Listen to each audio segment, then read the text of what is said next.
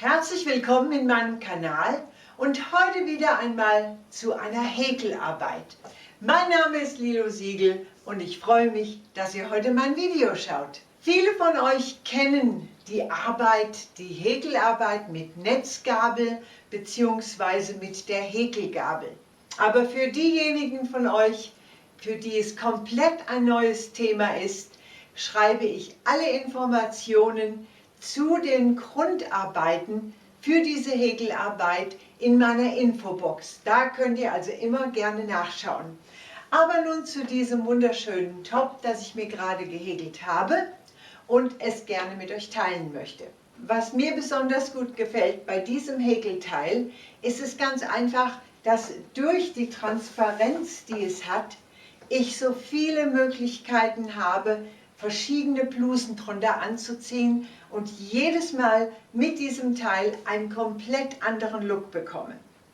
Aber lasst uns einfach beginnen, indem ich euch erkläre, welche Häkelnadelstärke ihr benötigt und welche Garne ihr eventuell für dieses Teil verwenden solltet, um es dann auch ganz genau so hinzubekommen, wie ihr es hier seht. Für diesen Häkelpulli habe ich nun Textilgarn verwendet, habe dafür 8 Rollen mit 100 Gramm benötigt, das mir laut der Angaben hier 65 Meter Länge gegeben hat. Aber natürlich wisst ihr ja auch, kommt das immer darauf an, wie ihr häkelt. Die angegebene Nadelstärke wäre hier 6 bis 8 gewesen. Ich habe eine 6,5 gewählt. Und ihr braucht eine Netzgabel, die ich auf 10,5 cm Breite eingestellt habe, wie ihr sehen könnt. Die Info zu der Häkelgabel, die ihr selber euch fertigen könnt, dazu stelle ich in der Infobox auch die Verlinkung zu meinem bereits vorhandenen Video rein. Alle Angaben zu den Schlaufen oder Maschen, die ich angeben werde, hängen natürlich von eurer Art der Häkelarbeit ab, ob ihr sehr eng, sehr stramm oder sehr locker häkelt. Deshalb ist es unbedingt nötig, nach euren Maßen, wie ihr das Top machen möchtet, immer nachzumessen, immer zu sehen, wie habe ich gehäkelt, damit ich wirklich mein richtiges Maß für mein Teil am Ende daraus bekomme. Also beginnen wir mit den Angaben zu den ersten Arbeiten. Sollte diese Art der Häkelarbeit für euch neu sein, dann schaut bitte in der Infobox, da ist eine Verlinkung zu dem Video, ganz genau, wie ihr das machen könnt. Aber hier nochmal zur Wiederholung, ganz kurz, hier seht ihr, wenn ihr die ersten Schlaufen gemacht habt, es geht eigentlich immer darum, die Häkelnadel durch den Rahmen nach hinten zu schieben, das Teil rumzudrehen, in die oberste Schlaufe reinzugehen, das Garn durchzuholen und dann eine feste Masche zu häkeln. Aber wie gesagt, schaut bitte in der Infobox und da könnt ihr ganz genau die Vorgehensweise erkennen und ihr könnt auch sehen, diese Arbeit ist eigentlich relativ schnell gemacht, egal wie groß ein Pullover sein wird oder eine Decke, die ihr vielleicht machen wollt. Es ist sehr, sehr schnell gearbeitet und man hat ruckzuck große Stücke davon hergestellt mit dieser Art der Häkelarbeit. Ich beginne damit, die unteren Reihen des Pullis für den Rumpf zu arbeiten. Ich möchte ihn nicht allzu lange haben, deshalb mache ich jetzt 5 dieser Reihen für meinen Pulli. Wenn ihr ihn länger haben möchtet, müsst ihr das dementsprechend natürlich eventuell noch eine extra Reihe dazu häkeln. Die fertige Weite soll bei mir 100 cm betragen und bei mir kommt das mit den Schlaufen nach dem Messen genau so hin, dass ich für meinen gesamten Umfang 100 Schlaufen pro Seite benötige. Das heißt, ich benötige für mein Vorderteil 50 Schlaufen beidseitig und ebenso für meinen Rücken 50 Schlaufen beidseitig. Oder ihr könnt es so machen, wie ich es hier gemacht habe. Ich möchte dann nur auf einer Seite die Seiten dazu nähen müssen und habe aufgrund dessen 100 Schlaufen hier drauf beidseitig. Das heißt, diese Menge ist ganz genau von der linken Seitennaht zum Beispiel bis rundherum wiederum zur linken Seitennaht. Ich brauche also nur eine Seitennaht, dann später schließen. Bevor ich die Häkelarbeit nun von der Gabel runterziehe, ziehe ich mir in beide Seiten der Schlaufen ein Band ein, um sicherzugehen, dass mir später bei der Weiterverarbeitung alle Schlaufen immer in der gleichen Richtung liegen. Sonst, wenn sie anderweitig verdreht werden, wird die Optik dieser Arbeit dann anders werden und nicht gleichmäßig aussehen. Bevor ich nun beginne, die Teile zusammen zu häkeln, werde ich zuerst meinen Saum behäkeln, weil dadurch habe ich ganz wenig in der Hand und das ist wesentlich einfacher zu arbeiten. Dazu nehme ich nun mit meiner Häkelnadel 2 meiner Schlaufen auf, ziehe mein Bändchen raus und drehe nun diese beiden Schlaufen einmal nach rechts hinten um, ziehe nun mein Garn durch, und zwar durch alle 3, die ich nun auf der Nadel hatte, und setze eine feste Masche. Und wiederum nehme ich 2 meiner Schlaufen auf, drehe sie wieder nach rechts hinten um, ziehe nun mein Garn wieder durch beide Schlaufen und setze wiederum eine feste Masche. Und so werde ich das fortführen, die gesamte Strecke entlang. Immer 2 aufnehmen, nach hinten rechts rumdrehen, mein Garn durchziehen durch beide Schlaufen und wiederum eine feste Masche setzen. Und ihr könnt sehen, dadurch, dass das Bändchen drin ist, liegen alle meine Schlaufen immer in genau der richtigen Richtung und ich kann sie nicht zusätzlich verdrehen, weil, wie gesagt, die Optik würde ganz einfach komplett anders werden und nicht gleichmäßig aussehen zum Schluss. Sobald ich die komplette untere Kante fertig habe, werde ich meine vorgearbeiteten 5 Streifen nun hier ganz genau miteinander verbinden bzw. zusammenhäkeln. Dazu nehmen wir unser Arbeitsgarn, setzen eine Masche auf die Nadel und beginnen, egal auf welcher Seite nun, die wir zusammen häkeln möchten, da und nehmen 2 Schlaufen auf von der Seite, wo unser Bändchen drin ist, ziehen das Bändchen gleich raus und verdrehen nun diese beiden Schlaufen einmal nach rechts hinten. Unser Arbeitsgarn liegt nun immer in der Mitte.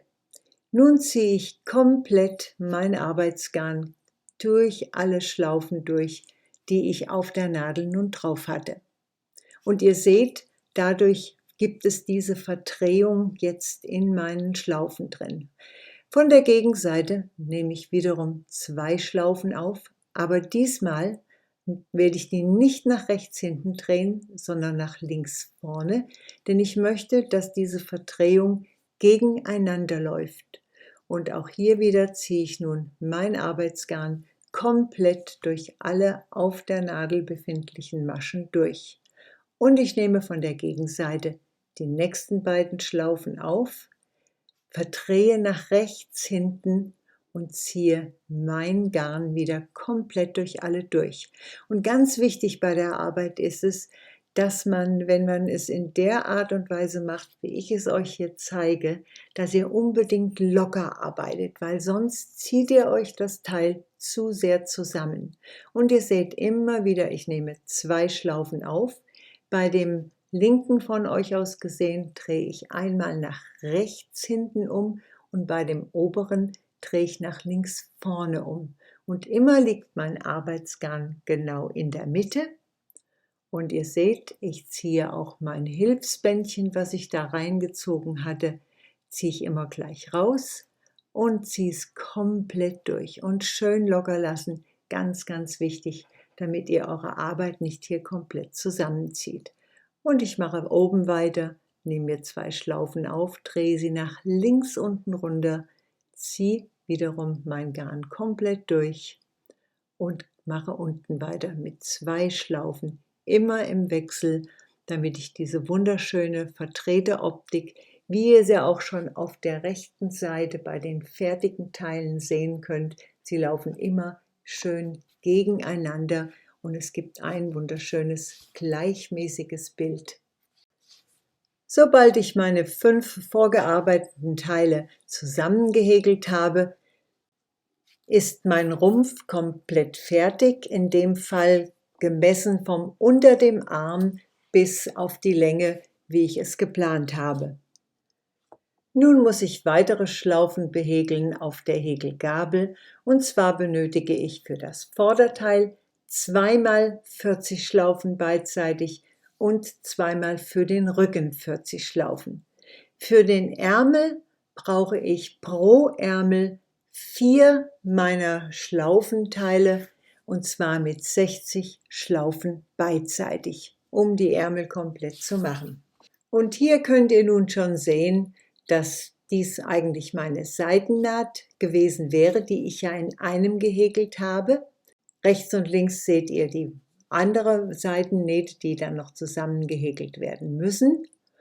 Und ich habe bereits oben nun diese beiden 40er Schlaufenteile im Vorder- und auch im Rückenteil angenäht und habe natürlich die Öffnungen ganz genau gelassen durch die Differenz der Schlaufen, die ja entstanden sind für die einzusetzenden Ärmel später. Denn wir haben ja im unteren Bereich 100 Schlaufen in der gesamten Weite und für die oberen, wenn wir die 40er zusammenrechnen, ja nur 80. Also haben wir eine Differenz von 20 Schlaufen, das heißt pro Armloch 10 Schlaufen, die wir offen lassen müssen, denn genau da kommt nun der Ärmel rein.